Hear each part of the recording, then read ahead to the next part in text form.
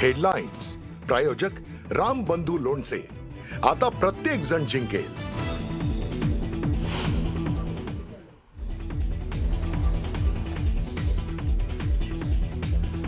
छत्रपती संभाजीनगरमध्ये भाजपाचे इच्छुक उमेदवार आक्रमक. भागवत कराड यांच्या कारला घेराव घालत नाराजांचा तीव्र आक्रोश. कराड आणि सावेन विरोधात भाजप कार्यकर्त्यांची जोरदार घोषणाबाजी.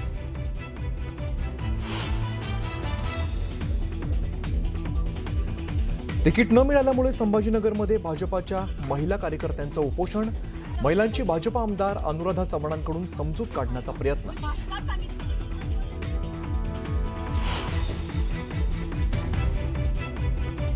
4 जानेवारीला ठाकरेंच्या संयुक्त पत्रकार परिषदेत वचननामा प्रकाशित होणार. मुंबईत ठाकरे बंधूंच्या 3 सभा होणार.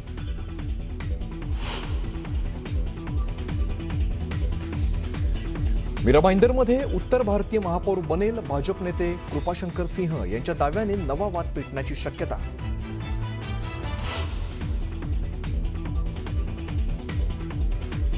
उत्तर भारतीयांना मराठी माणसाने आश्रय दिला आणि याच उत्तर भारतीयांनी आज मराठी माणसाच्या डोक्यावरती थैथयाट करायला सुरुवात केली आहे. भाजप नेते कृपाशंकर सिंह यांच्या वक्तव्यावरती मनसेचं ट्विट.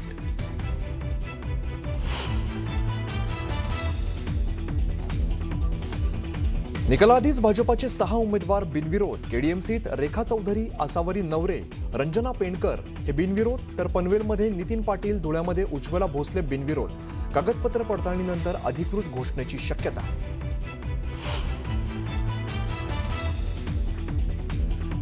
ठाण्यात एकनाथ शिंदेंनी जागा वाटपात भाजपाला योग्य सन्मान द्यायला हवा होता. शिवसेनेकडून योग्य तो सन्मान मिळाला नसल्यामुळे कार्यकर्ते नाराज. भाजप आमदार संजय केळकरांचं मोठं विधान.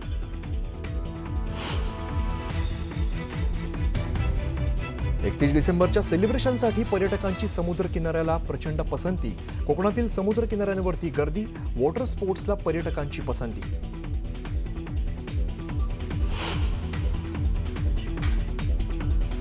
आणि न्यूझीलंडमध्ये नववर्षाचं जल्लोषात स्वागत. न्यूझीलंडमध्ये डोळे दिपवणारी आतषबाजी. 2025ला निरोप देत 2026चं जंगी स्वागत.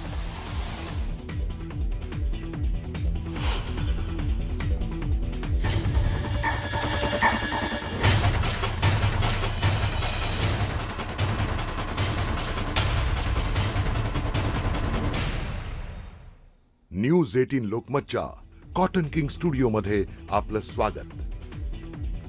मुलुक महाराष्ट्रामध्ये सगळ्यांचं स्वागत. नमस्कार, मी अमित कत्रे. पहिली मोठी बातमी आपण छत्रपती संभाजीनगरमधून बघूया. संभाजीनगरमध्ये शिवसेनेचे कार्यकर्ते नाराज झालेले आहेत. नाराज कार्यकर्त्यांचा शिरसाटांच्या घराबाहेर ठिय्या बघायला मिळतोय. उमेदवारी न मिळाल्यामुळे सुनील सोनवणे हे नाराज झालेत आणि नाराज कार्यकर्त्यांच्या डोळ्यात पाणी बघायला मिळत आहे.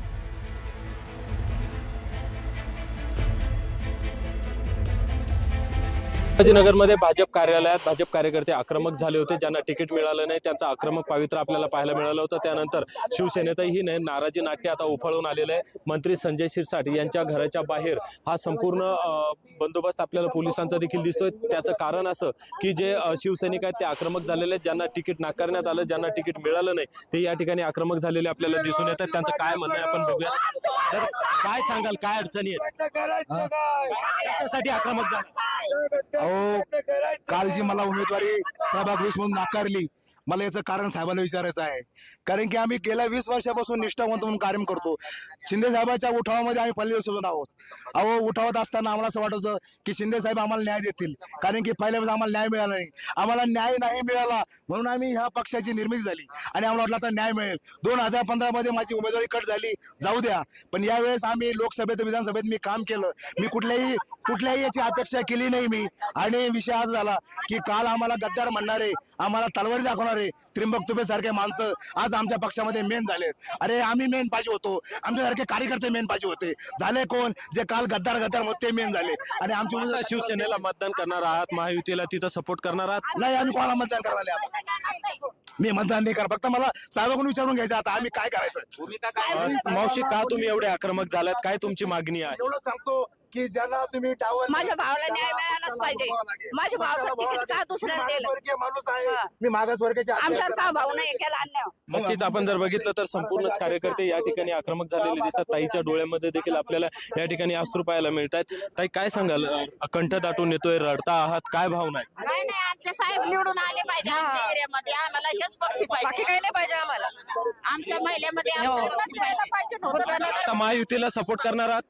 नाही नाही आम्ही पहिल्यापासून शिवसेनेलाच केलं ना सपोर्ट. आता मध्ये दुसरं कसं काय कोणाला करणार आहे आम्ही?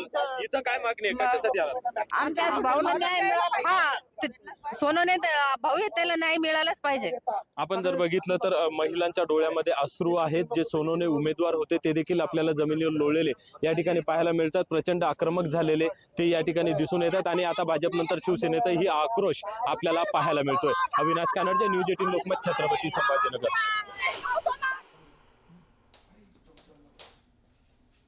छत्रपती संभाजीनगरमध्ये भाजप कार्यकर्त्यांच्या नाराजीचा स्फोट झालेला आहे आणि या नाराजीचा सामना संभाजीनगरमधील नेत्यांना करावा लागतोय. भागवत कराड यांच्या गाडीला घेराव घालत आक्रमक महिलांनी शिव्या देत या गाडीची तोडफोड करण्याचा प्रयत्न केला. मंत्री अतुल सावे यांचे पीए उल्हास पाटील साळवे यांच्या पत्नीला तिकीट देण्यात आलंय आणि या विरोधात प्रशांत भदाणे यांच्या पत्नी माया भदाणे आक्रमक झालेल्या आहेत. मंत्री अतुल सावेंनीही पोलीस संरक्षणात काढता पाय त्यांना घ्यावा लागलेला आहे. दरम्यान निष्ठावंत कार्यकर्त्यांना डावलल्याचा आरोप या कार्यकर्त्यांचा आहे आणि यानंतर आमदार संजय केणेकरांनी या नाराज कार्यकर्त्यांची समजूत काढण्याचा प्रयत्न केला आहे.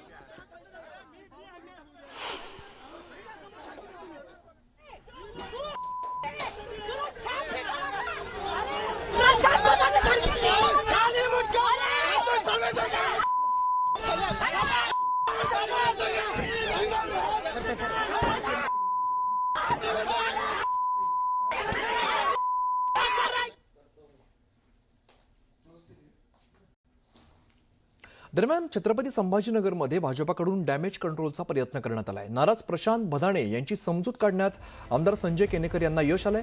प्रशांत भदाणे आणि त्यांच्या पत्नीने आक्रमकपणे भाजप कार्यालयामध्ये रोष व्यक्त केलेला होता. तर भाजप आमदार संजय केणेकर आणि माजी शहर अध्यक्ष शिरीष बोराळकर यांच्यावरती डॅमेज कंट्रोलची जबाबदारी सोपवण्यात आलेली होती. दरम्यान इच्छुकांचं तिकीट नाकारल्यानंतर कार्यकर्ते मात्र चांगलेच आक्रमक झाल्याचं बघायला मिळालं. नाट्य नव्हतं, ही एका कार्यकर्त्याची संवेदना होती. त्याच्या अन्यायावर जो झाला त्याचा राग आणि संताप होता. हे नाट्य नाही आहे. ज्यांच्या जीवनात घडतं त्याला कळतं.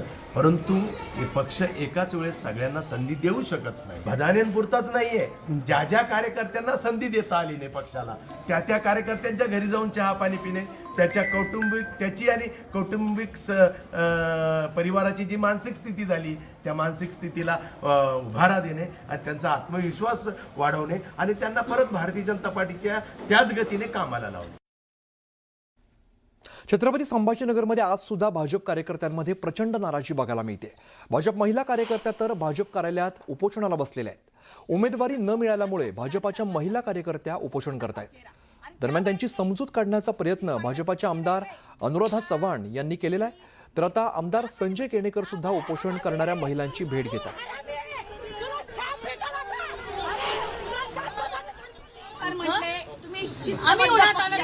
शिस्तबद्ध पक्षाचे पदाधिकारी अरे तुम्ही कोणती शिस्त पाळली? तुम्ही भाषणात सांगितलं जे पुरुष मंडळी असतील, जे नगरसेवक असतील, त्यांच्या बायकांचा विचार केला जाणार नाही. इथे तर कोणाची बायको पण नव्हती, कोणाचं पुरुष नव्हतं, माझा विचार केला गेला नाही. त्यांची बायको आणि त्यांची आई उभी केलेली, आमची साथीदार उभी केली असते तर आम्हाला वाईट वाटलं नसतं. आम्ही आज इथं नसतो. म्हणजे ज्या आमच्या सोबत उभ्या होत्या त्यांच्यापैकी हे आंदोलनात चिमटलेलं बोट डॉक्टरने ऑपरेशन सांगितलंय. पोलीस गाडीत चेंगरलं होतं, पोलीस गाडीत पोलीस ओढत होते, लेडीज पोलीस, तेव्हा दारात चेंगरलेलं बोट ऑपरेशन सांगितले. काय सांगायचं? भारतीय जनता पार्टीला अडचण झालेला आहे. आता यांच्या आईला नेला. 75 वर्षाची आई आहे एकाची, तिला 2 पावले सुद्धा चढणं होत नाही. ती येऊन काम करणार आहे का वाड्यामध्ये? ती काम करणार आहे आणि आम्ही एवढ्यापासून सक्षम आहेत. अहो ते सक्रिय कार्यकर्ते सुद्धा नाही. आंदोलनात चिमटलेलं बोट डॉक्टरने ऑपरेशन सांगितलंय. पोलीस गाडीत चेंगरलं होतं, पोलीस गाडीत पोलीस ओढत होते, लेडीज पोलीस, तेव्हा दारात चेंगरलेलं बोट ऑपरेशन सांगितले. काय काय सांगायचं? ते हाताने भारतीय जनता पार्टीला अडचण झालेला आहे. आता मला यांच्या ऑपरेशन बायकांना करून नेलं, यांच्या आईला नेलं.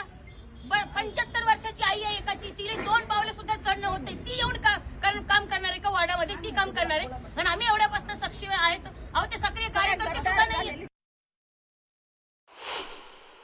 आम्ही सर्व महिलांनी एकत्र सोबत आम्ही काम केलेलं आहे आणि त्या म्हणजे माझ्या मैत्रिणीसारख्या आहेत, बहिणीसारख्या आहेत. त्यामुळे त्यांचं दुःख जाणून घेण्यासाठी मी आज येथे त्यांना भेटण्यासाठी आलेले आहे. काही तोडगा निघाला का तुमच्या मनधरणीमध्ये? होईल, नक्कीच लवकरच होईल. आता आमची चर्चा झाली. त्यांचं म्हणणं होतं की वरिष्ठांना त्यांच्या व्यथा सांगा आणि मी त्यांच्या व्यथा सांगणार आहे. निश्चितच त्यांना न्याय मिळेल.